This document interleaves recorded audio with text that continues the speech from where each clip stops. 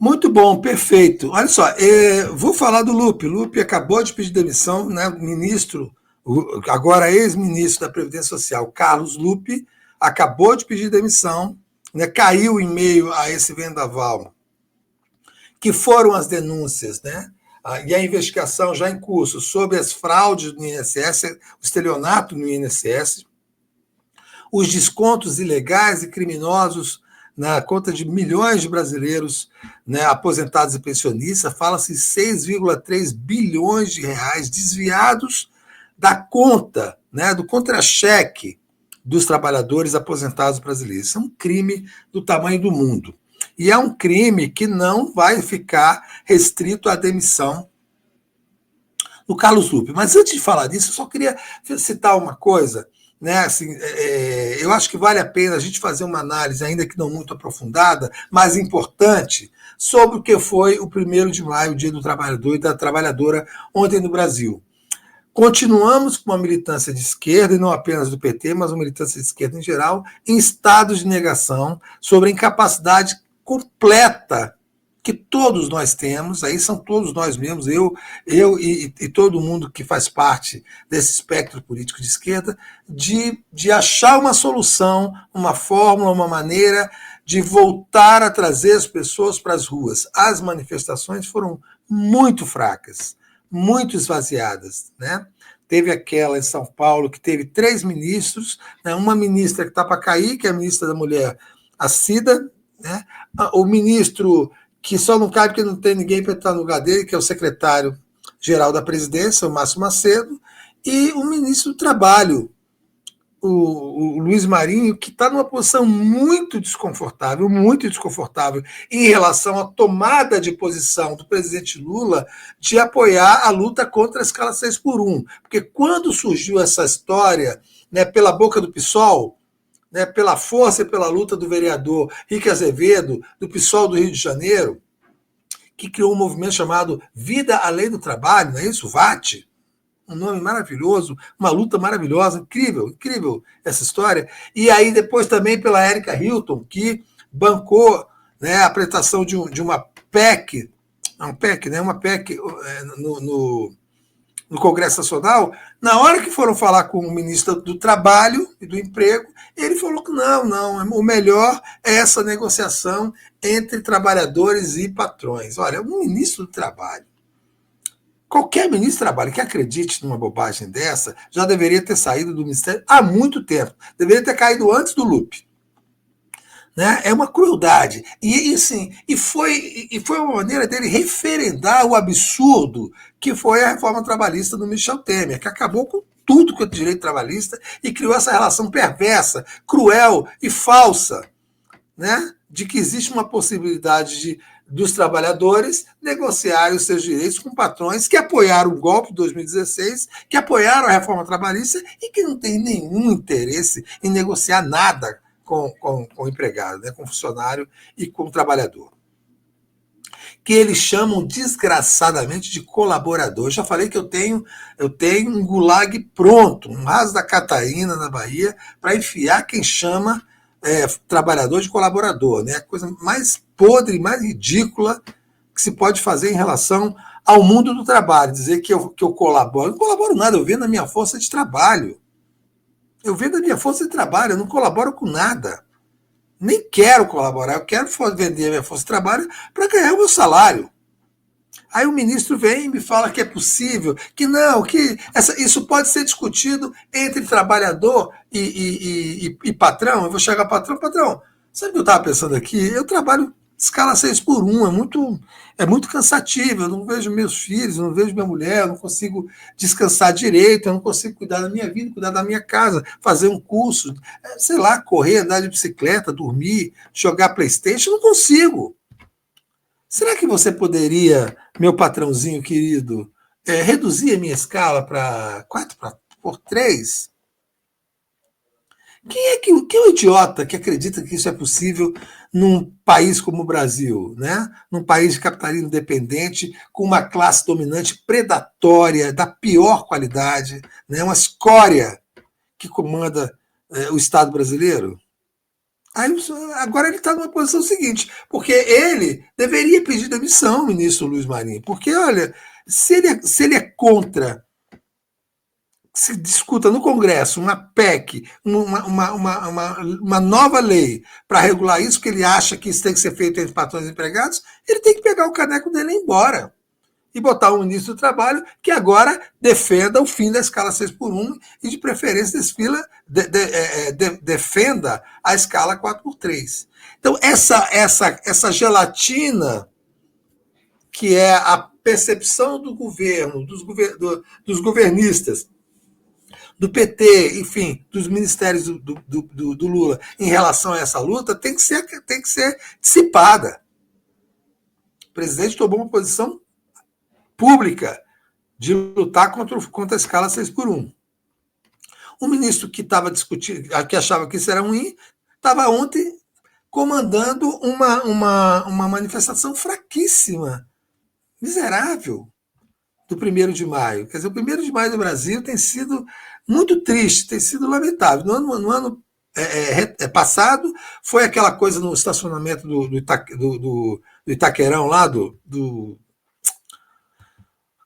estádio do Corinthians, e não tinha ninguém, uma tragédia, com o presidente da República lá, ele mesmo reclamou do Márcio Macedo, que diz que a convocação foi mal feita e que aquilo não podia. Aí, esse ano, com medo desse vexame, que se repetiu de certa forma, o Lula não foi. Primeira vez, eu acho que ele, como presidente da República, ele não vai a um 1º de maio. Presidente que é presidente de honra do Partido dos Trabalhadores. Do Dia do Trabalhador, ele não foi, porque sabia que ia ser ruim, ia ser explorado politicamente, claro, mais uma vez, os bolsonaristas iam querer consolidar essa tese que o Lula não leva ninguém para a rua, que o Lula não tem coragem de ir para a rua, de que não conseguem juntar meia dúzia de gato pingados, que é uma coisa que eles têm razão, mas não pelas razões que eles apresentam, né? Mas é isso. Então, assim, olha, e o próprio Luiz Marinho falou, não, agora é o seguinte, esse ano vem um pouquinho mais, ano que vem é uma obra em progresso. Não acredito nem um pouco nisso, porque não há nenhuma construção nesse sentido. Tá? Nenhuma construção nesse sentido. É preciso repensar uma maneira, né, de colocar o povo na rua. Porque a extrema-direita bota muito fácil o povo na rua. E a gente não consegue botar meia dúzia de gato pingados. Essa é uma reflexão que eu queria fazer sobre o 1º de maio, que eu acho importante, né? Eu acho que todo mundo tem que levar isso em conta, né, companheiros? Tem que levar isso em conta. E, então é isso. Então, a queda do Lupe, vamos lá, vamos falar da queda. Acabou agorinha mesmo, morreu agorinha mesmo ali. O Carlos Lupe pediu demissão do Ministério da Previdência Social, já vai tarde. O Carlos Lupe é um sujeito muito enrolado. Ele consegue esses cargos, foi ministro na Dilma, foi ministro agora do governo Lula, porque ele domina um partido político que é o Partido Democrático Trabalhista, o PDT, né, fundado pelo saudosíssimo engenheiro Leonel Brizola, que não tem mais nada a ver com aquele PDT do Brizola, né?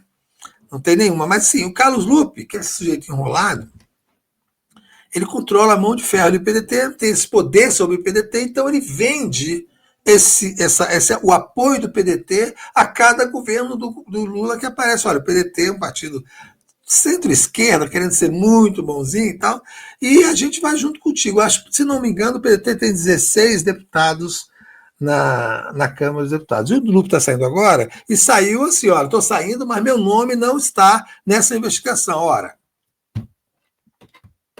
senhoras e senhores, né? Como é que o Lupe não vai estar nessa investigação? Já se sabe, é fato, que ele sabia desses descontos criminosos, irregulares, no INSS, desde 2023. Nós estamos em 2025. Eu vou repetir uma coisa que é importante. O governo conseguiu, sim, construir de imediato, rapidamente, isso deve ter sido um trabalho do Sidônio Palmeira, uma narrativa rápida, uma ordem unida, rápida, tal, bem feita, coordenada. Seguinte, olha, nós descobrimos, nós botamos a Polícia Federal em cima, nós estamos combatendo. Começou no governo Bolsonaro, na hora que a gente soube, a gente já mandou investigar e tal, porque isso não pode ser feito contra o trabalhador brasileiro, e nós vamos ressarcir, inclusive, a grana desse cara. Não se sabe ainda como e quando será esse ressarcimento, mas é uma decisão, e é importante que se diga, tá? É importante que se diga, vai ressarcir, nós vamos investigar, e está acontecendo. A Polícia Federal foi em cima, tá? O nome do Carlos Lupe não aparece como investigado, mas como é que não se vai investigar um ministro da Previdência Social que sabia disso há 2 anos e nada fez? Não mexeu uma palha. Aquela história. Ladrão não é quem rouba, né? É quem é pego roubando. Então foi pego roubando agora. Pô, eu não sabia, eu soube. Eu li em algum lugar que ele disse que foi avisado, mas não entendeu bem o que era. Quer dizer, eu chego e falo assim, ô Lupe, o nosso Leandro trabalha aqui na divisão técnica de pente fino do INSS. Eu descobri um negócio aqui, rapaz, que é um negócio pesado. Sabe o que é o seguinte? Estão tirando bilhões de reais direto do contra-cheque dos aposentados e pensionistas. O ministro da Previdência não vai entender o que é isso? Vai achar, não, eu não entendi bem, não sabia da gravidade. Claro que não, né? Olha, se tem uma coisa que eu particularmente me irrito muito, e eu sei que irrita todos vocês, é quando não respeitam a nossa inteligência, tá? Você pode ter os seus argumentos, suas desculpas, todo mundo mente. Todo mundo mente. Uma coisa que, aliás, eu aprendi em 40 anos de jornalismo. Quando perguntam qual é a lição que você tirou de 40 anos de jornalismo, eu digo assim, todo mundo mente. O padre, o general, a criança, a mulher, o homem, o faxineiro, o bilionário, todo mundo mente para salvar a própria pele. Ponto final. Estamos entendidos? Agora, se você não pode fazer isso, sendo um homem público, atentando contra a inteligência alheia, né? Não pode, porque aí você cai no ridículo, e do ridículo, já dizia, repito, o nosso querido Juan Perón, não se volta. Então, o cara falar que um sujeito técnico, um funcionário, servidor, chegou para ele e falou: está acontecendo isso, ele não entendeu, não percebeu, não viu gravidade. Não é verdade. Ele não tomou nenhuma ação e nós não sabemos por quê. É isso que a investigação da Polícia Federal tem que saber também. Não é saber quem são quem é que operou, quem são os delinquentes que operaram e tal, quem ganhou, quem perdeu e tal. Tem que saber assim, por que o ministro da Previdência Social, sabendo de uma delinquência dessa, nada fez em 2 anos. Porque isso não pode cair, convenhamos, no colo do Lula.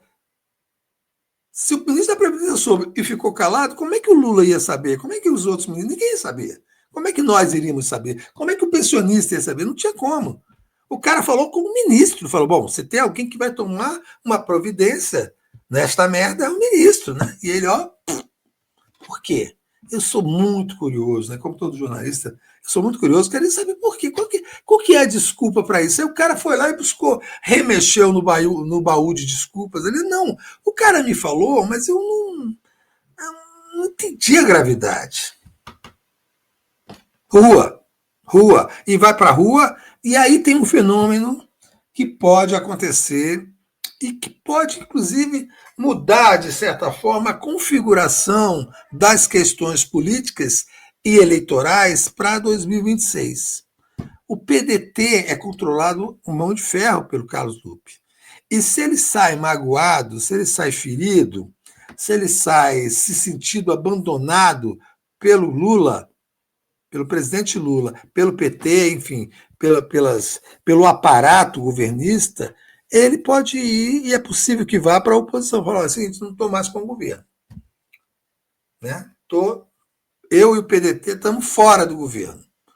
Vamos pensar o que vai fazer. E o que o PDT pode pensar o que vai fazer? O que o PDT pensa todo ano, há anos? Candidatura de Ciro Gomes, não é isso? Então, de repente, a hesitação sobre essa candidatura pelo próprio Ciro Gomes, que já declarou e redeclarou várias vezes que não sairá candidato, que não quer sair candidato, que não dá mais, que depois da última eleição ele perdeu o gosto pela política, foi muito mal, né, cansou o lulismo, tratorou a campanha dele e tal, ele brigou com o irmão, com o primo, brigou com todo mundo, brigou com o Ceará, apoiou o bolsonarista na campanha de 2022 no Ceará e tal, 2024 no Ceará, essas eleições municipais, mas, sim, o Ciro tem aparecido, a meu ver, surpreendentemente bem nas últimas pesquisas. Ele é sempre o terceiro nome. Tem lá, Lula vence Tarcísio, terceiro, Ciro. Lula vence Michele, terceiro, Ciro. Lula vence fulano, Ciro. Lula empata com não sei quem, Ciro. O PDT indo para a oposição e centrando numa candidatura própria e reestruturando a campanha do Ciro Gomes. Num momento bem diferente de 2018, 2022, onde agora há uma enorme confusão na extrema-direita e um enorme temor na esquerda, né? Tanto em relação à candidatura do Bolsonaro, que é inelegível e está com aquela barriga podre, fedendo a bosta, ninguém sabe se ele chega vivo ou se tem menor condição de ser candidato, mesmo que se torne elegível novamente. E tem a questão do presidente Lula, que já disse que é candidatíssimo desde que tenha saúde para isso. Ora, ele vai estar com 80 anos, né? Não é uma idade qualquer, é uma idade já de um homem provecto, como se dizia antigamente. Embora seja um homem que aparenta estar saudável e tal, mas sim, teve uma queda, teve um problema de cabeça, fez uma cirurgia na cabeça. Ele mesmo sabe os limites que o corpo de todo mundo tem nessa idade. Então pode ser que ele, se não estiver bem, ele não será candidato. E na direita, não sendo o Bolsonaro, tem uma quantidade, tem uma miríade de ratos de extrema-direita que estão roendo aquele queijo. Tem Tarcísio de Freitas, o Zema, Caiado, Marçal acho que não vai conseguir, porque conseguiu a façanha de se tornar inelegível sem nunca ter sido eleito coisíssima nenhuma, né? Mas, enfim, tem essa confusão. No meio desse caos, se surgiu uma candidatura estruturada, pensada, bem dirigida, colocada dentro de um marketing mais racional, financiada, né, de maneira correta, com o discurso, né, bem tratado, o discurso seria o discurso do nacionalista. Não é um marxista, não é um cara de esquerda nesse sentido, mas é um nacionalista localizado ali no espectro de esquerda, com uma visão desenvolvimentista, enfim. Quando estão todos brigando, enlouquecidos, sem discurso, sem narrativa, sem candidato, né? Briga de foice escuro de um lado, briga de foice escuro do outro, e tem um cara que está ali sendo coisa, pode ser que essa saída do Ministério do Carlos Lupe se converta, quem diria, numa possibilidade do Ciro voltar e o PDT se unir em torno dessa candidatura do Ciro novamente né,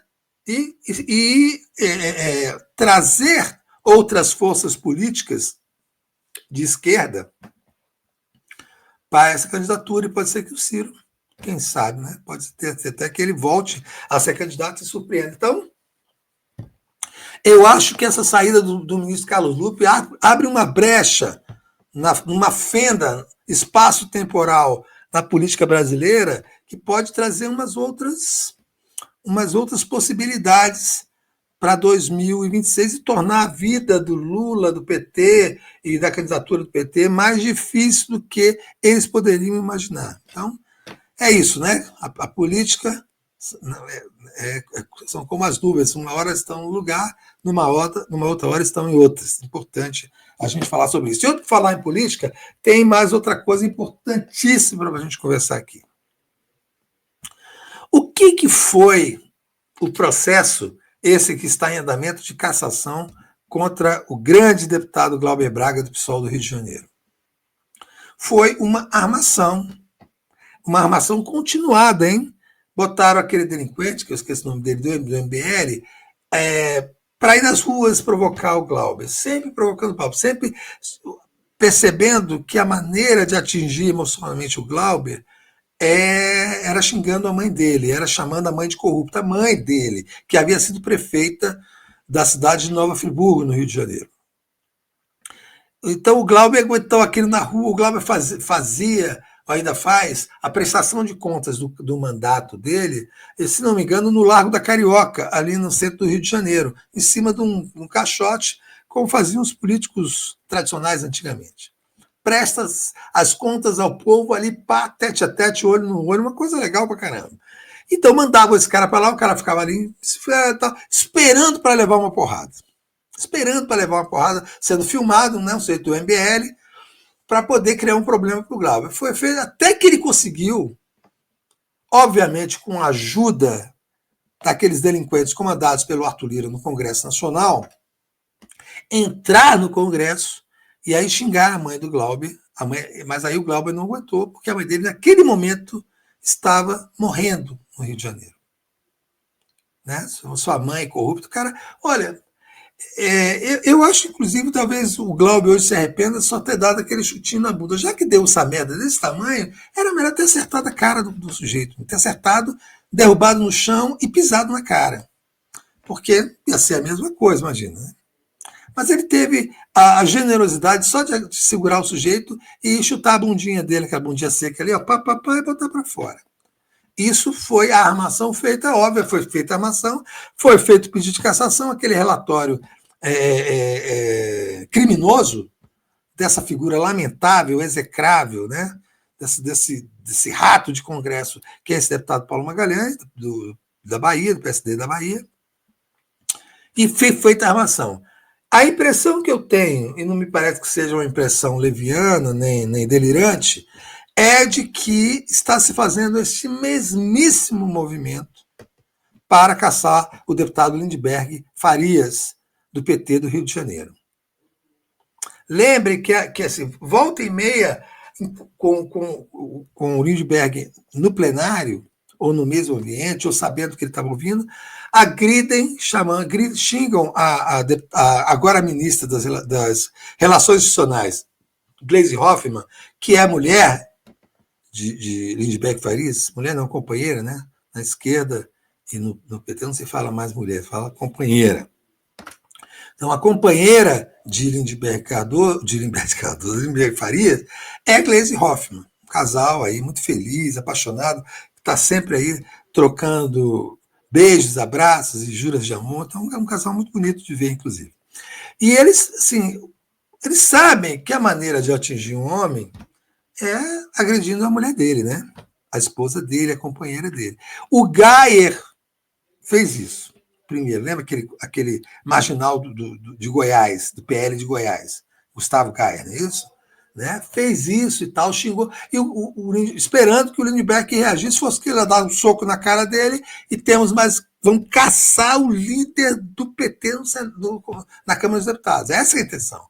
Lindbergh foi nas redes e chamou: você é um canalha, um assassino, um criminoso, lembrando que esse marginal já matou pessoas dirigindo bêbado, deixou uma pessoa paraplégica. Mas continua. E sempre que pode. Agora apareceu essa besta fera, que chama Gilvan da Federal, que é assim, é uma das representações mais ilustrativas do que virou o esgoto do Congresso Nacional a partir da eleição desses idiotas de extrema-direita, que são perigosíssimos, são violentos, e não tem nada a perder, não tem nenhum escrúpulo. Nenhum escrúpulo, nada, zero. Então, esse cara, com base naquelas notícias antigas, dos relatórios sobre apelidos ao Odebrecht, né, em que aparecia o Lindbergh como lindinho e Gleisi como amante, foi na tribuna, acho que numa comissão, e falou: se referiu a Gleisi como amante, ele falou assim, que deve ser uma prostituta boa pra caramba. Quer dizer, rapaz, se ultrapassa tanto, de tal forma,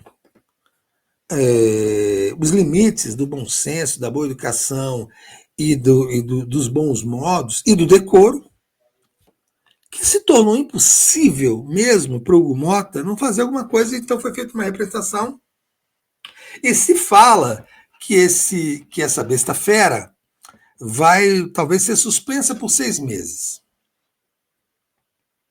Se não me engano, a suspensão na Câmara é com remuneração. Então, assim, cara, olha que presente, né? Você passar 6 meses sem trabalhar e ganhando. Para o Glauber, que teve a mãe aviltada por um delinquente de fora do Congresso Nacional, que entrou no Congresso Nacional, que levou um chutinho na bunda, para o Glauber estão pedindo a cassação. Para essa besta fera, inclusive disse que queria que o Lula morresse e tal, se fala numa suspensão. Ele e o Gaia deveriam ser caçados. Caçados. Esses sim deveriam ser caçados. Mas qual que é a estratégia? Esse Gilvan toda hora chama um para brigar. Ele chamou o Lindbergh para brigar. Nós temos um vídeo aí, daqui a pouco a gente vai mostrar essas histórias todas, né, Thalitas? Então, assim, ele chamou o Lindbergh para brigar. Levantou, porque o Lindbergh falou: você é um desqualificado, e levantaram, chamou, vamos lá fora. Porque o que ele quer? Que o Lindbergh dê um soco na cara dele. Ele quer isso. Que o Lindbergh, na defesa da honra da sua mulher, da sua companheira, da sua amada, e é muito difícil você ver alguém chamar a sua mulher de prostituta e você não fazer absolutamente nada do ponto de vista físico. É muito difícil. É uma reação natural de qualquer homem. Se chamou sua mulher de puta, você vai lá e enche a cara do cara. Mesmo que você é maior do que você, mesmo que você vai apanhar. Mas você não vai deixar escorrer barato, né? Você vai pegar um cinzeiro, um martelo, qualquer coisa e vai para cima. Só que tem sangue de barato. Agora, no Congresso Nacional já se sabe que essa é uma estratégia da extrema-direita para fazer o quê? Para fazer o Lindbergh perder a razão, ir lá e socar a cara de um desses e ser caçado. E eles vão ter um troféu, né? Vão caçar o líder do PT na Câmara dos Deputados. Uma figura importante dentro do xadrez de construção política das relações do PT e do Palácio Planalto com o Congresso e a questão eleitoral. Então, é preciso que o Lindbergh não caia nesse esparro, nessa esparrela, porque é exatamente isso que esses canais estão tentando fazer, minha gente. Estão tentando quebrar a espinha emocional do Lindbergh para ele partir para cima e quebrar um desse. Lindbergh é um cara grande, forte e tal, né? Vai lá e arrebenta a cara dele, e aí, meu irmão, acabou. Acabou. Acabou. Né? Porque chega uma hora que a gente não aguenta. Foi que nem o Glauber Braga. Pô, cara, olha, o Glauber é bem mais novo que eu, mas eu sou de uma geração, por exemplo, de meninos na escola, que se aceitava qualquer tipo de coisa, menos xingar a mãe. Isso era um código não escrito, tácito. Se pode fazer qualquer coisa, menos xingar a mãe. Né? Você estava na escola, jogando bola, tá, você falava o diabo, xingava, brigava, caía no chão, rolava de porrada, mas não se xingava jamais a mãe. Eu, quando era menino, uma menina xingou minha mãe e eu assim, me atraquei com essa menina, assim, foi uma porrada aí, quase fui expulso de uma escola pública que eu estudava, e o meu argumento em minha defesa, eu tinha, sei lá, 7 anos, 6 anos, era, não, mas ela xingou a minha mãe, que eu disse, pô, tá mais do que explicada a minha reação, porque xingou na mãe, né? Não xingava a mãe. Então, o Glauber foi lá, xingou a mãe dele morrendo, ele reagiu. Por isso mesmo, jamais deveria ser caçado. Jamais deveria ser caçado. Mas foi uma arapuca montada pelo Arthur Lira e os seus capangas e os seus jagunços dentro da política e do Congresso Nacional. Então, isso está se armando também para o Lindbergh. Eu espero que ele não caia nessa arapuca. Né? Ele e Gleisi são políticos muito experientes, mas às vezes o sangue ferve e transborda. Então, ele não pode cair nessa arapuca, né? Não pode cair nessa arapuca. Tá bom? Então, vamos observar, porque esse movimento da extrema-direita descobriu isso. Descobriu com o Glauber, está tentando com o Lindbergh, daqui a pouco isso vai se espraiando, vai virando um método. Porque eles já sabem que se cair na comissão de ética, vai ser caçado. Eles têm maioria. Tem maioria na comissão de ética, tem maioria no CCJ, tem maioria no plenário. Maioria no plenário. Por isso que o Glauber caminha direto para o catafalso. A não ser que ele consiga uma interferência judicial, o STF e tal, não sei bem como isso, mas se depender da escalada dentro do Congresso, ele já está cassado. Já está cassado. Não é uma desonra ser caçado por esse bando de ratos, de vermes, tá? Não é uma desonra. Né? É uma derrota digna. É uma derrota digna. Mas esse jogo já está jogado dessa forma. E eles estão tentando isso agora com o Lindbergh, vão tentar com outros, tá? Você pega alguém de sangue quente, né? Pega alguém de sangue quente e faz. Daqui a pouco vão começar a ir para cima da Sâmia. Dizer que criminalizar o irmão dela que foi assassinado no Rio de Janeiro e tal, até uma hora que ela tem uma reação ruim, manda a comissão de ética, é desequilibrada. E mulher, você sabe, né? Na mesma hora vai ser mandada como desequilibrada, como histérica, como maluca, que não pode ficar no Congresso Nacional. Então, eu acho que tem uma estratégia necessária, que não é apenas do PSOL e do PT, mas tem que ser de todo o campo de esquerda e do governo federal, e do governo Lula, de criar um sistema de proteção em relação a isso. Denunciar isso de forma explícita, clara, deixar bem claro o que esses caras querem, o que eles fazem. É preciso denunciar publicamente essa estratégia. É preciso criar escudos políticos e judiciais, jurídicos, em relação a isso. É preciso se estabelecer uma norma. Daqui a pouco também vão fazer isso com a Erika Hilton. Daqui a pouco vão para cima das pessoas que incomodam. O Arthur Lira era imensamente incomodado pelo Glauber Braga, que chamava ele de bandido dia sim e outro dia também, que denunciava o orçamento secreto, toda a bandidagem do esquema do Glauber, ele conseguiu, do Arthur Lira, ele conseguiu, com um esquema com o MBL, uma provocação que jogou o Glauber na comissão de ética, né? Ele tentou um recurso para a CCJ, não conseguiu, e agora vai à plenária. É óbvio que eles vão caçar o Glauber. Mas não é uma derrota indigna, não, é uma derrota digna. Ele vai se reerguer, é jovem, né? Vai vir mais forte ainda quando tiver que vir. É isso? Eu não sei, olha só, eu não sei por onde anda a Thalita, eu não estou vendo ela por aqui.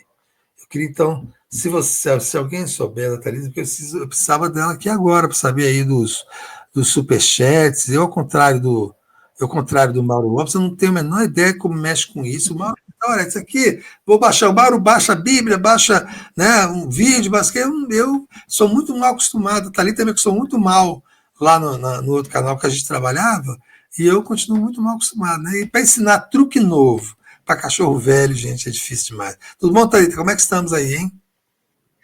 Tudo certo, olha só, tá tudo no gatilho aqui, Leandro. Superchats, vídeo do Gilvanda Federal, o tweet do Gustavo Gayer aqui também, ofendendo a Gleisi. O que você quiser, a gente já... Por onde você quiser começar, a gente começa aqui para mostrar esses vídeos Demorou, todos. demorou. Eu queria, então, vamos mostrar o vídeo desse canalha chamando do Gilvan? Agora. Aqui. Ih, peraí, gente. Por que não vai esse play aqui? Peraí, gente. Deixa eu só ver. Deu algum problema aqui, mas já vou resolver.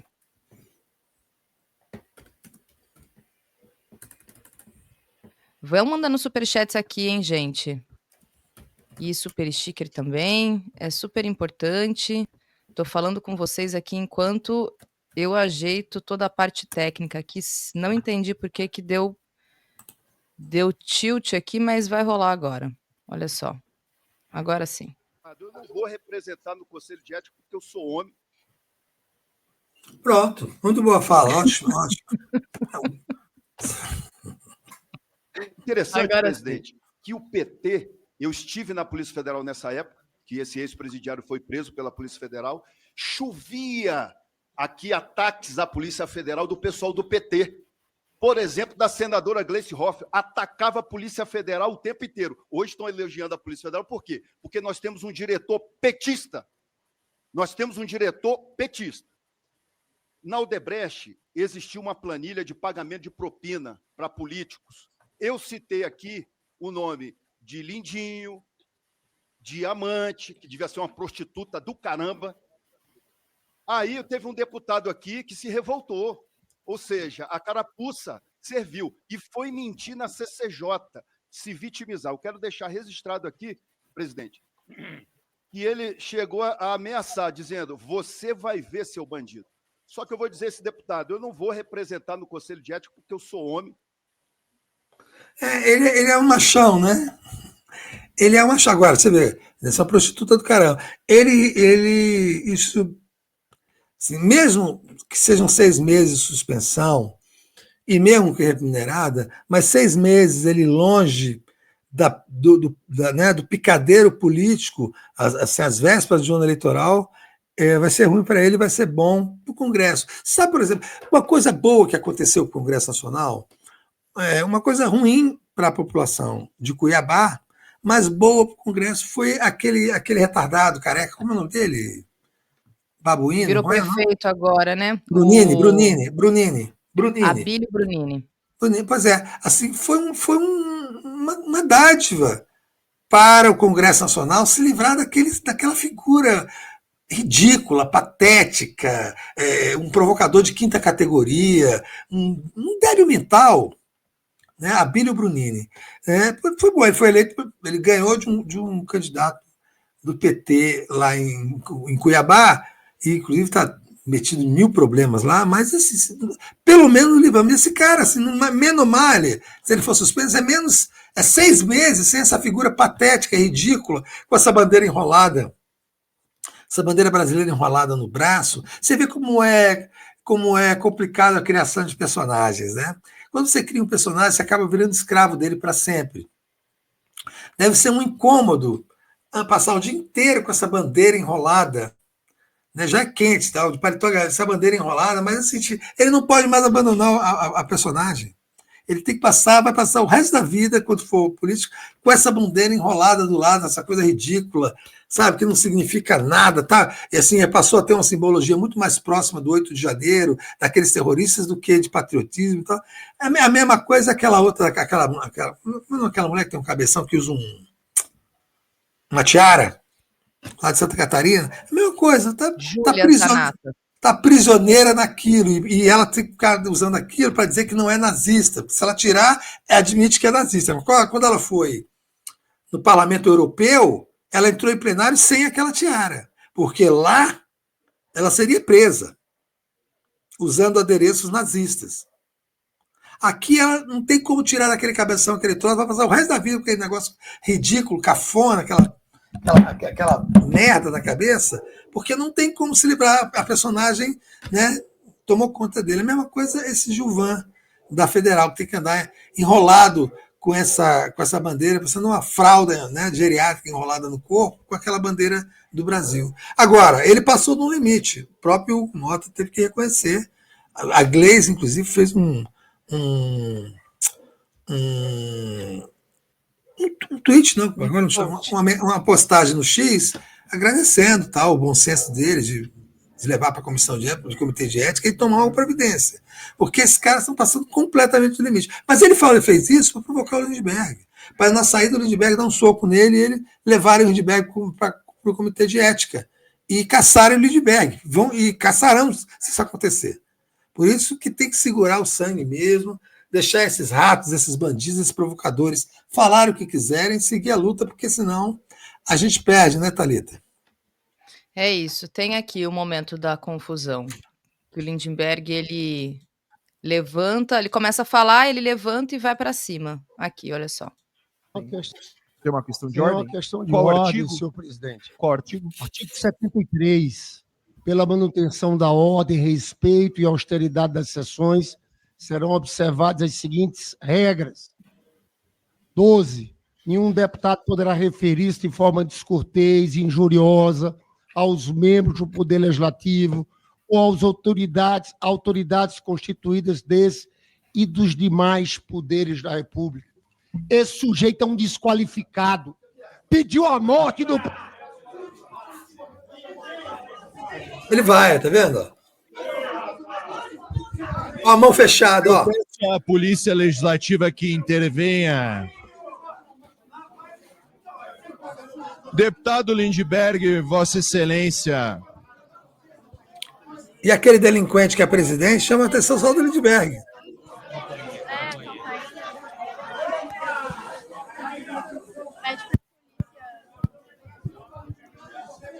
Eu peço à Polícia Legislativa, eu sei, Gilvan.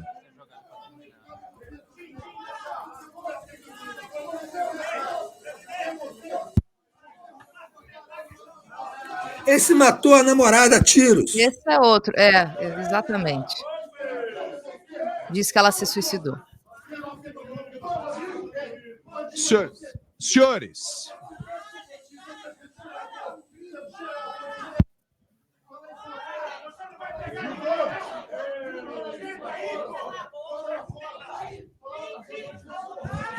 Gilvan, por gentileza. Por gentileza.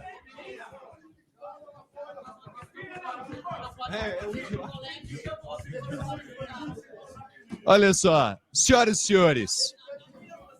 Eu sei, Gilvan, eu vou... Silêncio aqui, por gentileza. Moral senhores. De merda, né? Ninguém nem respeita senhor... ele. Imagina, né?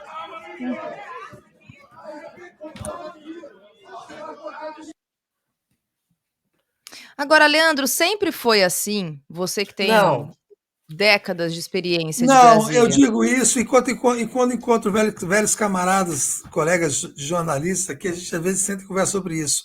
Antigamente, quando eu comecei a trabalhar em Brasília, em 1990, eu já fui para o Congresso Nacional. Meu primeiro dia de trabalho foi no Congresso Nacional. Eu não sabia por onde entrar.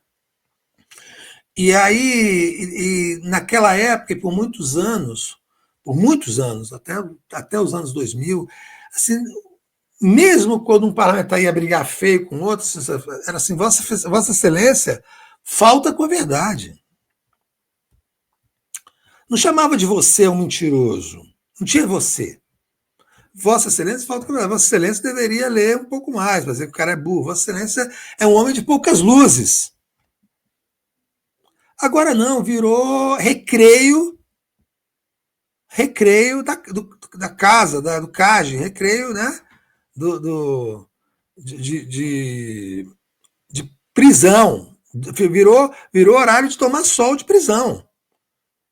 Um xinga o outro, xinga a mulher do outro, xinga a mulher do outro de puta, xinga o outro de corno, de viado, de filha da... E, cara, se você mentisse, Thalita, se você mentisse, por isso que era muito difícil um parlamentar ir se defender se ele não tivesse certeza que ia falar, porque se ele mentisse, ele era caçado. Qualquer parlamentar que fosse pego numa mentira, onde é que você estava ontem às 8 horas? Eu estava em casa e ele estava em outro lugar, ele era caçado, porque mentir, qualquer mentira, era cassação imediata. Conselho de ética e cassação. Mentir. Imagina, se mentir hoje caçasse, essa bancada toda extrema-direita estava onde? Não. Quebra de decoro virou... Não, era né? Era quando tinha um palavrão, era um escândalo. Assim, havia um respeito, assim, mesmo na luta política mais dura e tal, havia a questão do respeito no ambiente parlamentar, no Congresso Nacional. Havia uma consciência muito clara sobre isso. Isso acabou completamente. Né? Acabou. Virou o pátio da prisão na hora do sol. Sabe? E também é o seguinte, mesmo com todos os problemas que o Congresso Nacional sempre teve, ele nunca teve um Congresso desse nível, nunca teve delinquentes desse nível eleitos deputado federal e deputado federal. Nunca. E senador. Jamais. Nunca houve um Congresso tão indigente do ponto de vista moral e ético como o Congresso Nacional que a gente tem hoje no Brasil, viu, Thalita? Aqui é um outro trecho, isso aqui o Lindbergh que divulgou, e aí ele faz um comentário em cima, olha só. É assim que eles agem, pessoal. Não há debate político, é só provocação. Eu aqui, minha postura é outra, só que eu quero dizer para vocês o que está acontecendo.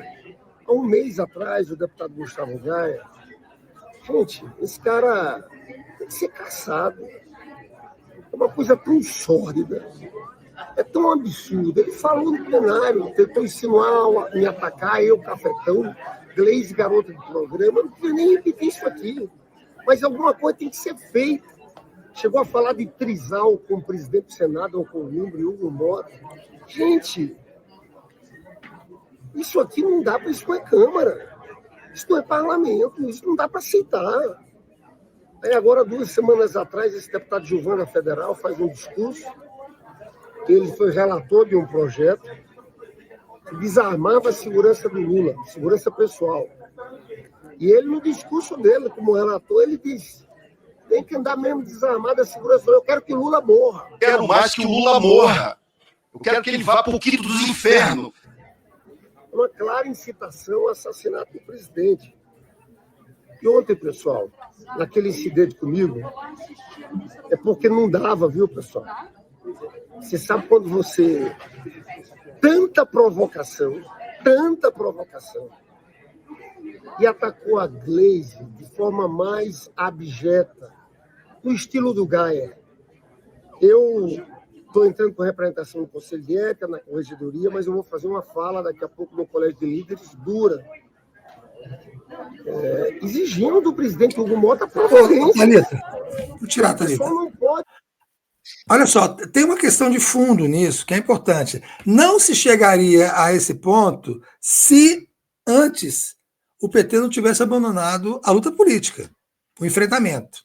Porque quando você não faz o enfrentamento, né? Quando você leva o primeiro tapa e não fala nada, você não fala nada, o agressor vai se sentir à vontade.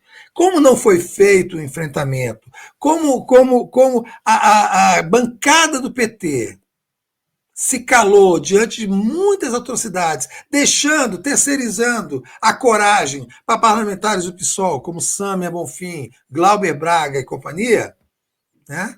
Quando os absurdos aconteciam e só quem falava era Glauber, Sâmia e companhia, isso não teria acontecido. Se tivesse se alinhado ombro a ombro com o PSOL nas disputas internas dentro do Congresso contra os absurdos, com coragem, partido para cima, em vez de ficar caladinho para poder fazer os seus acordos, os seus negócios e tal, isso não chegava a esse ponto.